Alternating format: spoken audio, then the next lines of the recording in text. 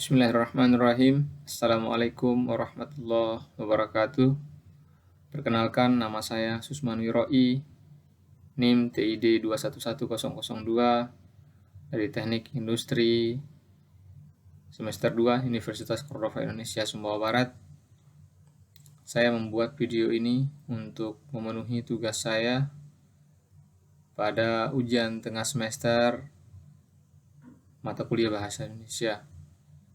Dalam video ini saya akan menyampaikan atau sedikit menjawab beberapa pertanyaan yang sudah disampaikan atau dibagikan oleh Ibu dosen. Mudah-mudahan dalam video ini apa yang saya jawab nantinya bisa menjadi ilmu yang bermanfaat buat saya dan rekan-rekan mahasiswa khususnya. Pertanyaan yang pertama yang harus saya jawab adalah sejarah lahirnya bahasa Indonesia, kemudian kenapa bahasa Indonesia disebut cikal bakal bahasa Indonesia, kenapa bahasa Melayu yang dimaksudkan. Yang pertama yang perlu saya jelaskan adalah sejarah singkat dari lahirnya bahasa Indonesia adalah berasal dari bahasa Melayu. Bahasa Indonesia ini yakni bahasa yang berasal dari bahasa Melayu. Kemudian bahasa Melayu Riau atau Provinsi Kepulauan Riau yang telah menjadi lingua franca pada abad ke-19. Pemberian nama bahasa Indonesia itu diawali sejak dicanangkannya Sumpah Pemuda pada tanggal 28 Oktober 1928. Hingga saat ini bahasa Indonesia terus berkembang dan terus menghasilkan kata-kata baru, baik dari penciptaan maupun penyerapan dari bahasa daerah ataupun bahasa asing. Nah, kenapa sih bahasa Melayu itu disebut sebagai cikal bakal bahasa Indonesia? Karena bahasa Melayu itu merupakan lingua franca di Indonesia, bahasa penghubung dalam hal perdagangan, perekonomian, dan lain sebagainya. Nah, kemudian bahasa Melayu itu sudah dikenal oleh banyak masyarakat.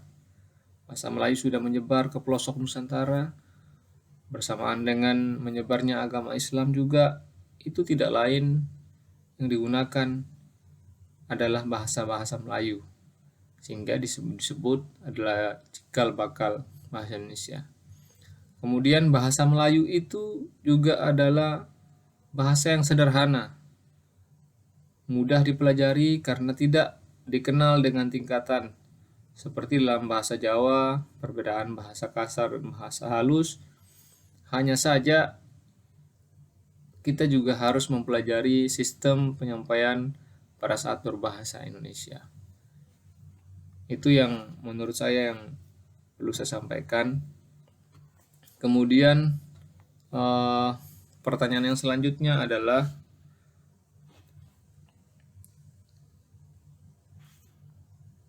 apa yang dimaksud dengan arbitrate? Arbitrate yang di sini yang ditulis kemungkinan besar adalah arbitrer. Arbitrer itu yang menurut pendapat saya adalah sebuah ungkapan yang ketika kita ucapkan tidak mesti harus ada bendanya atau barang yang kita maksud. Misalkan saya ingin mengatakan saya mempunyai seekor kucing. Nah, tentu kucing yang dimaksud tidak mesti harus saya pegang saat ini ataupun ada di depan mata saya. Tapi ketika saya menjelaskan kepada seseorang, saya mempunyai seekor kucing, maka orang itu akan mengerti. Tetapi kucing yang saya maksud belum tentu ada saya pegang atau ada di depan saya. Nah, itu yang pertama. Kemudian sistematis. Sistematis adalah yang dimaksud adalah bahasa Indonesia itu adalah bahasa yang sistematis, terstruktur. Ada kata-katanya, ada kalimat-kalimatnya, ada metode penyampaiannya. Nah, itu yang dimaksud dengan sistematis. Kemudian yang selanjutnya adalah unik. Bahasa Indonesia ya bahasa yang unik. Unik yang dimaksud adalah mudah dipahami, kemudian cara penyampaiannya juga unik. Jadi ketika orang belajar bahasa Indonesia tentu akan ada sedikit ketertarikan karena bahasa Indonesia adalah bahasa yang cukup unik untuk dipelajari dan dimengerti. Kemudian produktif. Produktif yang dimaksud adalah tentu bahasa Indonesia merupakan bahasa yang produktif, adalah bahasa yang menghasilkan sesuatu dari apa yang kita ucapkan. Jadi semua kata, semua kalimat itu mempunyai makna dan arti yang sebenarnya, yang tentu akan menghasilkan sesuatu ketika kita menyampaikannya dalam sebuah percakapan atau sebuah forum. Kemudian universal. Universal yang dimaksud menurut saya adalah bahasa Indonesia ini tidak pernah membeda-bedakan. Apakah ada yang kulit hitam, kulit putih, sawo matang, dan lain-lain. Tidak membedakan apakah orang tersebut beragama Islam, Kristen, Hindu, Buddha, dan lain sebagainya.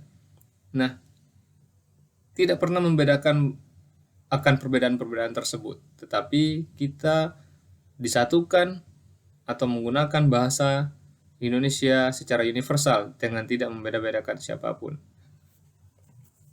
Itu pertanyaan yang kedua. Kemudian secara singkat, fungsi dan kedudukan bahasa Indonesia. Bahasa Indonesia berkedudukan sebagai bahasa tertinggi tentu di Indonesia, di Negara Kesatuan Republik Indonesia karena disepakati dan dijelaskan dalam Undang-Undang Dasar 1945 Pasal 36. Itu dijelaskan bahwa memang bahasa yang mempunyai kedudukan tertinggi adalah bahasa Indonesia, sesuai yang sudah diikrarkan oleh Sumpah Pemuda saat itu. Kemudian daftar pustaka, apa yang dimaksud dengan kutipan dan daftar pustaka? Nah, kutipan adalah sebuah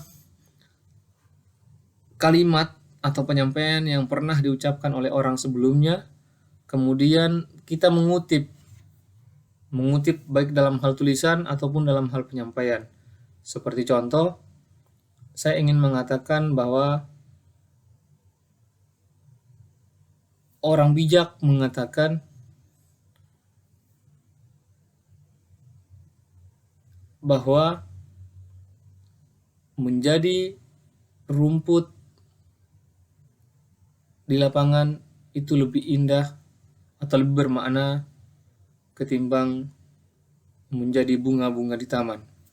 Wahai engkau pemuda, jikalau engkau tidak bisa menjadi seperti bunga di taman, maka cukuplah menjadi rumput-rumput yang menghiasi halaman.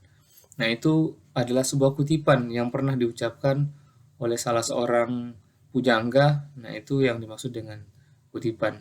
Kemudian daftar pustaka adalah daftar pustaka yang dimaksud adalah sebuah penjelasan yang menjadi referensi kita pada saat membuat sebuah makalah, sebuah laporan, dan itu akan menjadi bahan akhir atau lampiran akhir pada saat kita ingin makalah atau laporan tersebut diketahui oleh banyak orang sumber atau referensinya, sehingga orang lain akan menemukan pada saat ingin memperjelas dari penjelasan yang sudah kita sampaikan dalam tulisan kita. Kemudian yang selanjutnya adalah macam-macam ragam bahasa. Ada beberapa macam ragam bahasa, terutama di Indonesia. Nah, bahasa yang dimaksud adalah berkaitan dengan suku, kemudian adat istiadat. Ada beberapa bahasa yang tentu kita kenal dari bahasa Jawa, bahasa Sunda, dan banyak lagi yang lahir di Indonesia, yang ada di Indonesia saat ini, tetapi itu tidak menjadi bahasa yang universal, tetapi dalam satu kesatuan negara Republik Indonesia ini ada beberapa banyak bahasa yang tentunya menjadi variasi daripada masing-masing penduduk di Indonesia yang dimaksud. Kemudian yang terakhir adalah bahasa yang baik dan benar. Nah, bahasa yang baik dan benar tentu bagaimana cara kita menyampaikan dengan baik pada saat mengungkapkan sesuatu menggunakan bahasa Indonesia, tentu bahasa yang santun, kemudian penempatan kata, penempatan kalimat, kemudian apa yang kita sampaikan harus mempunyai makna dan kebenaran. Tentu itu yang dimaksud oleh bagaimana kita menggunakan bahasa yang baik dan benar. Demikian, semoga video ini bermanfaat untuk saya pribadi dan bisa memenuhi tugas dan tanggung jawab saya sebagai mahasiswa saat ini untuk memenuhi pertanyaan ujian tengah semester tahun 2022 semester 2 saat ini. Demikian, Assalamualaikum warahmatullahi wabarakatuh.